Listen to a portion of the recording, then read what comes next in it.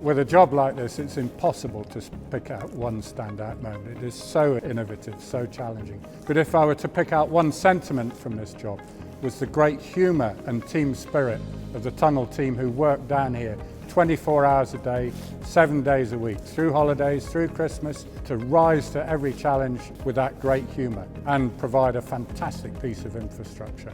There was nothing that wasn't innovative about this job. We were able to launch the machine within a month of taking over the shaft, a process that normally takes 3 months. We launched it using a propulsion ring system, first use of that system on a machine of this size.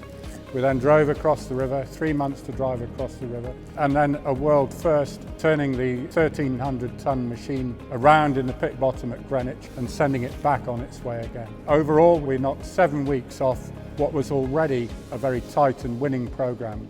And then while all of that was going on, we were beginning to freeze the ground for the cross passages mid-river because of the very difficult ground conditions we had here. We had to treat the ground using ground freezing.